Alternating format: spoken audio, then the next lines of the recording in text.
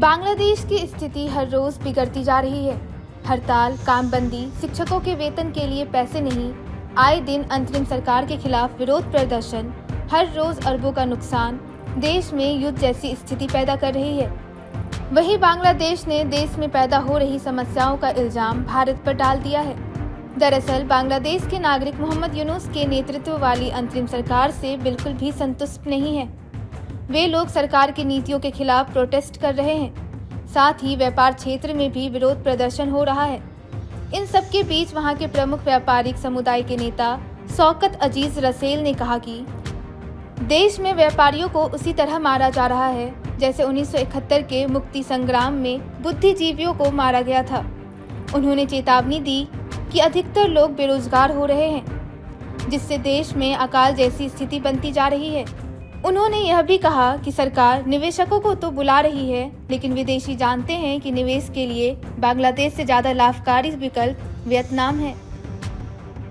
वहीं दूसरी तरफ बांग्लादेश सरकार द्वारा लाए गए नए कानून प्रस्तावित सरकारी सेवा अध्यादेश 2025 के खिलाफ सरकारी कर्मचारी लगातार विरोध प्रदर्शन कर रहे हैं। बांग्लादेश पिछले 2 दिनों से कई चुनौतियों का सामना कर रहा है। केवल इतना ही नहीं, संयुक्त कर आयुक्त मोनालिसा साहा सुस्मिता ने बताया कि बांग्लादेश में चल रही हड़ताल आर्थिक गतिविधियों को गंभीर रूप से प्रभावित कर रहा है।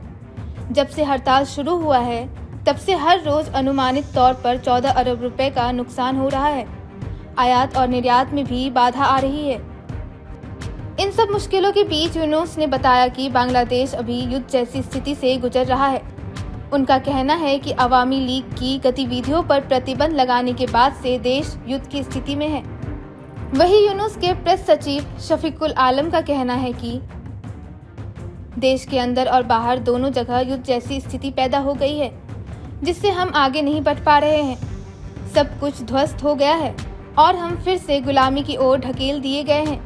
हम एक बड़े संकट में हैं। भारतीय अधिपत्य हमारे अंदर आए इस बदलाव को कतई स्वीकार नहीं करना चाहता। अगर संभव हो तो वे हमें एक दिन में नष्ट करना चाहते हैं और इसके लिए वे हर संभव कोशिश कर रहे हैं।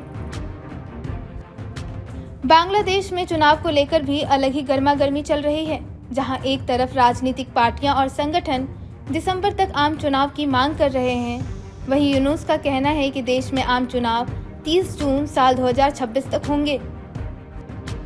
साथ ही यूनुस ने सभी को विश्वास दिलाया है साल 2026 के जून तक चुनाव निश्चित होंगे और 30 जून के बाद वह एक दिन भी कुर्सी पर नहीं बैठेंगे। Bureau report, India.com।